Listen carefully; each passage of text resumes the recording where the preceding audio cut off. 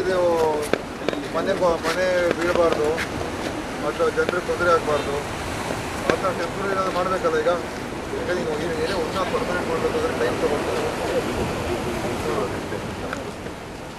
ಇಲ್ಲ ಅವನು ಶಿಫ್ಟ್ ಮಾಡಬೇಕು ಮತ್ತು ಬೇರೆ ಏನಾದರೂ ಈ ಟೆಂಪ್ರರಿ ಆಗಿ ಈ ಬೋಲ್ಡರ್ ಸ್ಕಿಲ್ ಹಾಕಿ ಅದು ಮಾಡೋಕ್ಕಾಗಲ್ಲ.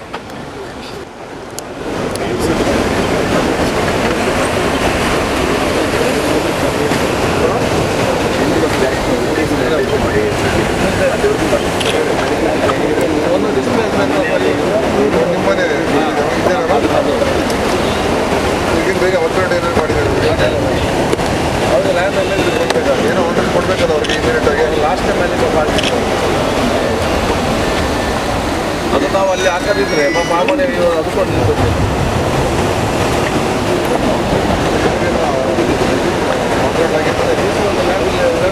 ಏನೋ ಒಂದು ಪರಿಹಾರ ಮಾಡಬೇಕಲ್ಲ.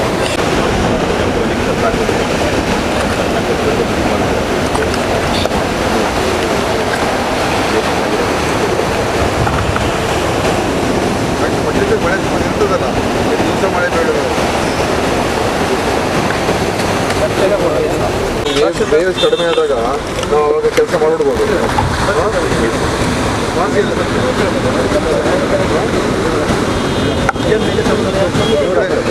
ಇವಾಗ ಇದೊಂದು ಏರಿಯಾ ಬಿಟ್ಟರೆ ಬೇರೆ ಇನ್ನೇನು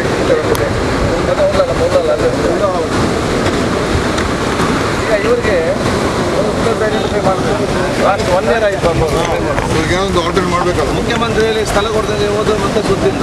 ಲಾಸ್ಟ್ ಟೈಮ್ ಟೇಕರ್ ನೇಮ್ ಗಿವರ್ ಅವರ ಮನೆ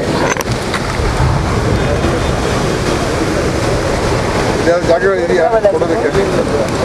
ಅದೇ ಎಲ್ಲರೂ ಕಡೆ ಬೇರೆ ಬೇರೆ ಬೇರೆ ಇಲ್ಲದ ಏನಮ್ಮ ಇಲ್ಲೇನು ಜಾಗ ಇಲ್ಲ ಬೇರೆ ಕಡೆ. ತುಂಗಪುರ 3 ಇಂಚೇನೆ ಒಟ್ಟು 3 ಉಂಟು. ಯಾರು ಹೇಳಿದ್ರು ನೋಡಿ? ನೀವೇ ನೋಡಿ ನಿಮಗೆ ಪರಿಹಾರ ಆಗಬೇಕು. ಹಾಂ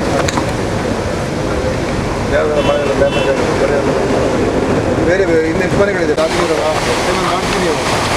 ಸ್ವಲ್ಪ ರಿಸ್ಕ್ ತೊಗೊಂಡು ಮಾಡಬೇಕು. ಈಗ ಅವ್ರು ಬ್ಯಾಂಗ್ಳೂರು ರಿಸ್ಕ್ಗೆ ಅವರೆಷ್ಟು ಅವ್ರು ತೊಗೊಂಡ್ರು, ನಾವೇ ರಿಸ್ಕ್ ತೊಗೊಬಾರ್ದು ಕೆಲಸ ಮಾಡೋದು. ಬೆಳಿಗ್ಗೆಯಿಂದ ಮಧ್ಯಾಹ್ನ ತನಕ ಇದು ಸ್ಲೋ ಇತ್ತು. ಹೌದಾ? ಮಧ್ಯಾಹ್ನ ನಂತರ ಅದರಲ್ಲಿ ಎಲ್ಲ ಕಂಪ್ಲೀಟ್ ಹೋಗಿ ಆ ಬಿಲ್ಡಿಂಗ್ ಎಲ್ಲ ಕಂಪ್ಲೀಟ್ ಅದಿನ ಜನ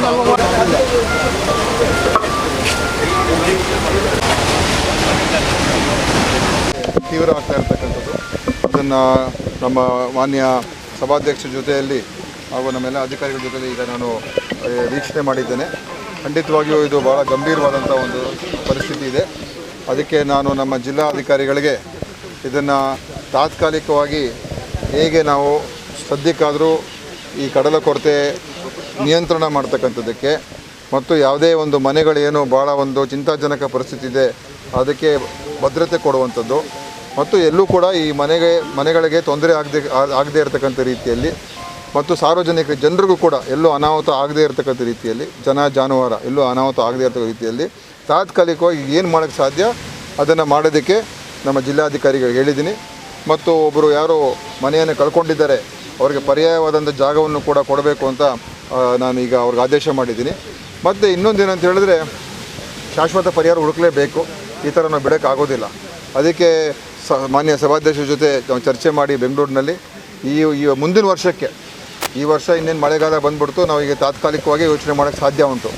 ಮುಂದಿನ ವರ್ಷಕ್ಕೆ ಇದಕ್ಕೆ ಒಂದು ಪರ್ಮನೆಂಟ್ ಸೊಲ್ಯೂಷನ್ ಇರಬೇಕು. ಮುಂದಿನ ವರ್ಷಕ್ಕೆ ಆ ಕೆಲಸ ಪೂರ್ತಿ ಮಾಡಿ ಇಲ್ಲಿ ಈ ಕಡಲ ಕೊರತೆಯನ್ನು ಒಂದು ಹಂತಕ್ಕೆ ಕಂಟ್ರೋಲ್ ಮಾಡ್ತಕ್ಕಂಥ ಮತ್ತು ಈ ಥರ ತೊಂದರೆ ಆಗದೇ ಇರತಕ್ಕಂಥ ಒಂದು ಶಾಶ್ವತ ಕೆಲಸ ಕಾಮಗಾರಿಯನ್ನು ಮಾಡೋದಕ್ಕೆ ನಾವು ತಗೊಳ್ಬೇಕಾಗ್ತದೆ. ಅದು ನೋಡಿ ಪ್ರಕೃತಿ, ನಾವು ಅದೇನು ಮಾಡೋಕ್ಕಾಗಲ್ಲ. ಈಗ ನಾನು ಹೇಳಿದ್ದೀನಿ ನಿಮಗೆ, ಈ ಯಾವಾಗ ಮಳೆ ಕಡಿಮೆ ಆಗುತ್ತೆ ಆ ಸಂದರ್ಭದಲ್ಲಿ ಈಗಲೇ ನೀವು ಕೆಲಸ ಶುರು ಮಾಡಿ ಅಂತ ಹೇಳಿದ್ದೀನಿ. ಮಳೆಗಾಲದಲ್ಲೇ ಈಗ ಕೆಲಸ ಮಾಡಲೇಬೇಕು, ನಾವು ಬಿಡೋಕ್ಕಾಗೋದಿಲ್ಲ. ಸೊ ಈ ಮಳೆಗಾಲ ಸ್ವಲ್ಪ ಚೂರು ಕಡಿಮೆ ಆಗಿದ ತಕ್ಷಣವೇ ಅದನ್ನು ಬೆಳಗ್ಗೆ ಹೊತ್ತು ಇಲ್ಲಿ ಸ್ವಲ್ಪ ಈ ಸಮುದ್ರದ ಹೊಡೆತ ಅಷ್ಟು ಜಾಸ್ತಿ ಇರೋದಿಲ್ಲ. ಆ ಸಂದರ್ಭದಲ್ಲಿ ಇಲ್ಲಿ ನಿಮ್ಮ ಕಾಮಗಾರಿಗಳು ಮಾಡಿ ಇಲ್ಲಿ ಮತ್ತು ಅಲ್ಲಿ 2 ಕಡೆ ಟೆಂಪ್ರರಿ ಪ್ರೊಟೆಕ್ಷನ್ ಕೊಡ್ತಕ್ಕಂಥದ್ದು ನಾವು ಈಗ ಮಾಡ್ತೀವಿ. ಅಲ್ಲಿ ಹೇಳಿದ್ದೀನಿ, ಅಲ್ಲೇ ಮಾತಾಡಿದೆ, ಅಲ್ಲೆಲ್ಲ ಬಂದಿದ್ದು. ಚೆನ್ನಾಗಿ ಅಲ್ಲಿ ಆಸ್ಪತ್ರೆ ನಡೀತಾ ಇದೆ. ಯಾಕಂದರೆ ಮಾನ್ಯ ಸಭಾಧ್ಯಕ್ಷರು ಖಾದರ್ ಅವರು ಅದನ್ನು ಒಂದು ಉನ್ನತ ದರ್ಜೆಗೆ ತೆಗೆದುಕೊಂಡು ಹೋಗಿದ್ದಾರೆ. ಮತ್ತು ಇಲ್ಲಿಯ ಸ್ಥಳೀಯ ಮೆಡಿಕಲ್ ಕಾಲೇಜ್ ಜೊತೆ ಕೂಡ ಹೊಂದಾಣಿಕೆ ಮಾಡಿ ಅವರು ಕೂಡ ಅಲ್ಲಿ ಸಿಬ್ಬಂದಿ ಮತ್ತು ಅದರ ನಿರ್ವಹಣೆಗೆ ಅವರು ಕೂಡ ಸಹಕಾರ ಕೊಡ್ತಾ ಇರೋದ್ರಿಂದ ಅನೇಕ ಬೇರೆ ಬೇರೆ ಎಲ್ಲವನ್ನು ಕೂಡ ಇದೆ. ಅದು ಒಟ್ಟಾರೆ ಇಡೀ ಜಿಲ್ಲೆಯ ಒಂದು ರಿವ್ಯೂವನ್ನು ಕೂಡ ಮಾಡಿದ್ದೇನೆ. ಅದರಿಂದ ನಮ್ಮ ಎಲ್ಲ ಜಿಲ್ಲೆಗಳಲ್ಲಿ ಜಿಲ್ಲೆ ಆಸ್ಪತ್ರೆ, ತಾಲೂಕು ಆಸ್ಪತ್ರೆ ಮತ್ತು ಪ್ರಾಥಮಿಕ ಕೇಂದ್ರ ಎಲ್ಲ ಕಡೆ ಯಾವುದೇ ಕಾರಣಕ್ಕೂ ಕೂಡ ಔಷಧಿಯ ಕೊರತೆ ಇರಬಾರ್ದು. ಎಲ್ಲ ಕಡೆ ಔಷಧಿಯ ವಿತರಣೆ ಆಗಲೇಬೇಕು. ಅವ್ರಿಗೆ ಏನು ಹಣ ಬೇಕು ಎಲ್ಲರಿಗೂ ಕೂಡ ಕೊಟ್ಟಿದ್ದೀವಿ. ಅದಕ್ಕೆ ಜನರಿಗೆ ತೊಂದರೆ ಆಗದ ರೀತಿ ನೋಡ್ಕೊಳ್ಬೇಕು ಅಂತ ಹೇಳಿದ್ದೀವಿ. ಡಯಾಲಿಸಿಸ್ ಕೇಂದ್ರಗಳು ಕೆಲವು ಸಮಸ್ಯೆಗಳಿದೆ. ಅಲ್ಲಿ ಏನಾಗಿದೆ, ನಾವು ಏಜೆನ್ಸಿ ಕೊಟ್ಟಿದ್ದೇವೆ, ಅದರ ನಿರ್ವಹಣೆ ಸರಿಯಾಗಿ ಆಗ್ತಾಯಿಲ್ಲ. ನಾನೀಗಾಗಲೇ ರಾಜ್ಯ ಮಟ್ಟದಲ್ಲಿ ನಾವು ಹೊಸ ಟೆಂಡರನ್ನು ಕರೀಯೋದಕ್ಕೆ ಇನ್ನೇನು ಸ್ವಲ್ಪ ದಿವಸದಲ್ಲೇ ಕರಿತೀವಿ. ಮುಂದಿನ ತಿಂಗಳಿಗೆ ಅದೆಲ್ಲ ಫೈನಲೈಸ್ ಮಾಡ್ತೀವಿ. ಸೊ ಹೊಸ ಒಂದು ಏಜೆನ್ಸಿ ಮುಖಾಂತರ ಎಲ್ಲ ಸಂಪೂರ್ಣವಾಗಿ ಡಯಾಲಿಸಿಸನ್ನು ನಿರ್ವಹಣೆ ಮತ್ತು ಅದರ ಒಂದು ಜವಾಬ್ದಾರಿಯನ್ನು ಚೆನ್ನಾಗಿ ಆಗ್ತಕ್ಕಂಥದ್ದಕ್ಕೆ ನಾವು ಆದೇಶವನ್ನು ಮಾಡ್ತಾಯಿದ್ದೀವಿ. ಇಲ್ಲಿ ಇನ್ನೂ ನಮ್ಮ ಏನು ಜಿಲ್ಲಾ ಆಸ್ಪತ್ರೆಗಳಿದೆ ಮತ್ತು ತಾಲೂಕು ಆಸ್ಪತ್ರೆಗಳಲ್ಲಿ ಸ್ವಲ್ಪ ಸಿಬ್ಬಂದಿಯ ಕೊರತೆ ಇದೆ, ಅದನ್ನು ಯಾವ ರೀತಿ ನೀಗಿಸಬೇಕು. ಮತ್ತು ಇದರಲ್ಲಿ ಸಾಕಷ್ಟು ಖಾಸಗಿ ಆಸ್ಪತ್ರೆಗಳು ಅಂದರೆ ಮೆಡಿಕಲ್ ಕಾಲೇಜ್ಗಳೆಲ್ಲ ಇದೆ, ಅವ್ರ ಜೊತೆ ಇನ್ನೂ ಸ್ವಲ್ಪ ಒಡಂಬಡಿಕೆ ಮಾಡಿಕೊಂಡು ಕೆಲವು ಒಂದು ಜೊತೆಯಲ್ಲಿ ಸೇರಿ ಮಾಡ್ತಕ್ಕಂಥದ್ದನ್ನು ಕೂಡ ಎಕ್ಸ್ಪ್ಲೋರ್ ಮಾಡ್ತಾಯಿದ್ದೀವಿ.